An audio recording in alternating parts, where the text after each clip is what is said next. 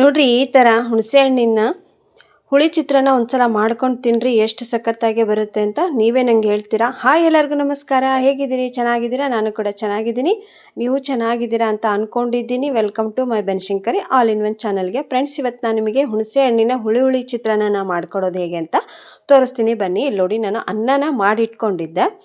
ಸ್ವಲ್ಪ ಮೋಡ ಕವಿದ ವಾತಾವರಣ ಇರೋದ್ರಿಂದ ವಿಡಿಯೋ ಸ್ವಲ್ಪ ಕ್ಲಿಯರ್ ಇಲ್ಲ, ಅಡ್ಜಸ್ಟ್ ಮಾಡ್ಕೊಳ್ಳಿ ಫ್ರೆಂಡ್ಸ್. ನೋಡಿ, ಅದರಲ್ಲೇ ವಿಡಿಯೋ ಮಾಡ್ತಾ ಇದ್ದೀನಿ. ಏನಪ್ಪ ಅಂದರೆ, ಅನ್ನನ ನೀವು ಮೊದಲು ಮಾಡಿ ಉದುರುದ್ರಾಗಿ ಅನ್ನ ಮಾಡಿಟ್ಕೊಳ್ಳಿ. ಒಂದು ಪಾತ್ರೆಗೆ ಅನ್ನನ ಸೈಡ್ಗೆ ಇಟ್ಕೊಂಡು ಹುಣಸೆ ಹಣ್ಣನ್ನು ನೀವು ಸ್ವಲ್ಪ ಕುದಿಸಿ ಇಟ್ಕೋಬೇಕು. ತುಂಬ ಚೆನ್ನಾಗಾಗುತ್ತೆ. ಭಾಳ ಅನ್ನ ಮನೆಯಲ್ಲಿ ಮಿಕ್ಕಿದಾಗ ನೀವು ಈ ಥರ ಮಾಡ್ಕೋಬೋದು. ಎಲ್ಲಿಗಾದರೂ ಹೊಂಟಾಗ ಸಹಿತ ನೀವು ಇದನ್ನು ಮಾಡ್ಕೊಂಡು ಹೋಗ್ಬೋದು. ನೋಡಿ, ನಾನು ಇಲ್ಲಿ ಮೊದಲಿಗೆ ಹುಣಸೆ ಹಣ್ಣಿನ ರಸನ ಕುದಿಸಿ ಇಟ್ಕೊಂಡಿದ್ದೆ. ನೋಡಿ, ಎಷ್ಟು ಬೇಕಾಗುತ್ತಲ್ಲ, ಹುಳಿ ಜಾಸ್ತಿ ತಿನ್ನೋರಾದರೆ ಜಾಸ್ತಿ ಹಾಕ್ಬೋದು, ಕಮ್ಮಿ ತಿನ್ನೋರಾದರೆ ಕಮ್ಮಿ ಹಾಕಬೇಕು. ಇಲ್ಲಿ ನೋಡಿ, ಸ್ವಲ್ಪ ಉಪ್ಪನ್ನು ಹಾಕ್ತಾಯಿದ್ದೀನಿ. ನಾನು ಹುಳಿಗೆ ಉಪ್ಪು ಹಾಕಿದ್ದಿಲ್ಲ, ಅದಕ್ಕೆ ಇಲ್ಲಿ ಉಪ್ಪು ಹಾಕ್ತಾಯಿದ್ದೀನಿ. ನೀವು ಅನ್ನಕ್ಕೆ ಹಾಕಿರ್ತೀರಲ್ಲ, ನೋಡಿ ಉಪ್ಪನ್ನು ಹಾಕಬೇಕು. ಇದನ್ನೆಲ್ಲ ನೀವು ನೀಟಾಗಿ ಮಿಕ್ಸ್ ಮಾಡ್ಕೊಳ್ಳಿ.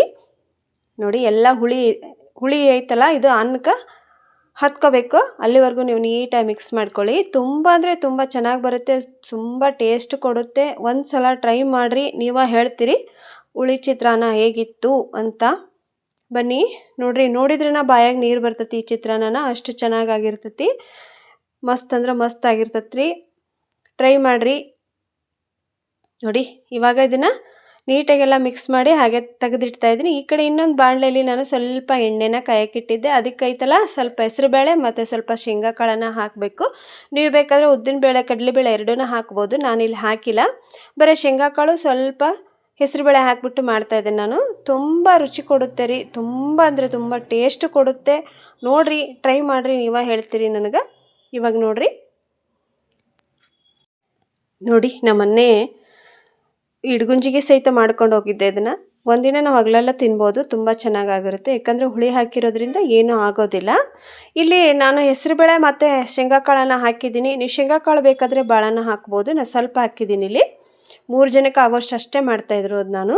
ನೋಡಿ, ಸ್ವಲ್ಪ ಹೆಸರುಬೇಳೆ ಮತ್ತು ಸ್ವಲ್ಪ ಶೇಂಗಾ ಕಾಳನ್ನು ಹಾಕಿ ಮಿಕ್ಸ್ ಮಾಡಿಕೊಂಡು, ಆಮೇಲೆ ಇದಕ್ಕೆ ಸ್ವಲ್ಪ ಜೀರಿಗೆ ಮತ್ತು ಸಾಸಿವೆ ಕಾಳನ್ನು ಹಾಕಬೇಕು. ಸ್ವಲ್ಪ ಕೆಂಪಾದರೆ ಸಾಕು ಇವು. ನೋಡಿ, ಸಾಸಿವೆ ಕಾಳು ಹಾಕ್ತಾಯಿದ್ದೀನಿ ಮತ್ತು ಜೀರಿಗೆ ಹಾಕ್ತಾಯಿದ್ದೀನಿ.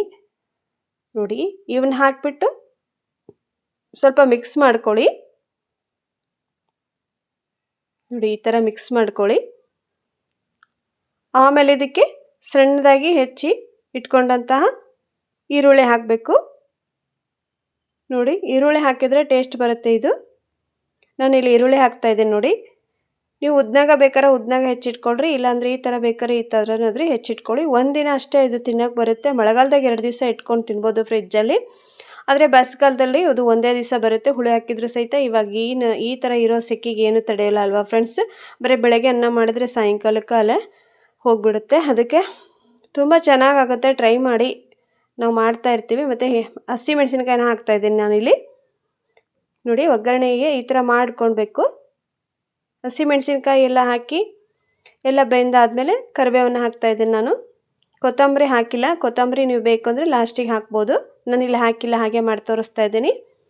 ಇವಾಗ ಇದನ್ನೆಲ್ಲ ನೀಟಾಗಿ ಮಿಕ್ಸ್ ಮಾಡಿಕೊಂಡು ಸ್ವಲ್ಪ ಬೇಯಬೇಕಿದು ಪಲ್ಯ. ಆ ಥರ ಬೆಂದ ಮೇಲೆ ಆಮೇಲೆ ನಾವೇನು ಅನ್ನನ ಕಲಸಿಟ್ಕೊಂಡಿರ್ತೀನಲ್ಲ, ಆ ಅನ್ನ ಹಾಕ್ತಾಯಿದ್ದೀನಿ. ನೋಡಿ, ಹುಳಿ ಅನ್ನನ ಹಾಕಿ ನೀವು ನೀಟಾಗಿ ಮಿಕ್ಸ್ ಮಾಡಿ ಸ್ವಲ್ಪ ಸಾಂಬಾರು ಪುಡಿ ಹಾಕಬೇಕು. ಅಲ್ಲಿಗೆ ಹುಳಿ ಅನ್ನ ತಟ್ಟಂತ ರೆಡಿ ಆಗಿಬಿಡುತ್ತೆ.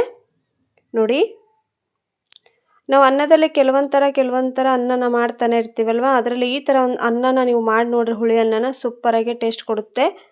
ನೋಡಿ, ಇವಾಗ ಹುಳಿ ಅನ್ನನ ನಾನು ಹಾಕಿಬಿಟ್ಟು ಒಗ್ಗರಣೆಗೆ ಹಾಕಿದ್ನಲ್ಲ, ಒಗ್ಗರಣೆಯಿಂದ ನಾನು ಎಲ್ಲದನ್ನು ಇದನ್ನು ಮೇಲೆ ಕೆಳಗೆ ಮಿಕ್ಸ್ ಮಾಡ್ಕೊತೀನಿ.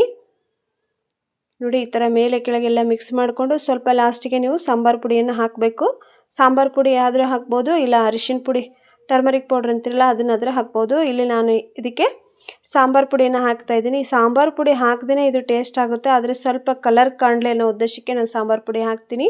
ನೋಡಿರಿ ಎಷ್ಟು ಚೆನ್ನಾಗಾಗುತ್ತೆ ಅಂತ, ಎಷ್ಟು ಚೆನ್ನಾಗಿ ಕಲರಾಗಿ ಕಾಣಿಸ್ತಿದೆ ಅಂತ.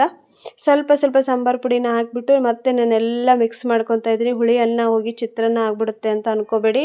ಯಾಕಂದರೆ ಹುಳಿ ಅನ್ನ ಅಂದರೆ ಫಸ್ಟಿಗೆ ನಾವು ಹುಣಸೆ ರಸ ಹಾಕಿ ಉಪ್ಪನ್ನು ಹಾಕಿ ಕಲಸಿರ್ತೇವಲ್ಲ, ಆ ಅನ್ನನ ಇದಕ್ಕೆ ಹಾಕಿಬಿಟ್ರೆ ನೀಟಾಗಿ ಮಿಕ್ಸ್ ಮಾಡಿಕೊಂಡ್ರೆ ರೆಡಿ ಆಗುತ್ತೆ ಹುಳಿ ಅನ್ನ.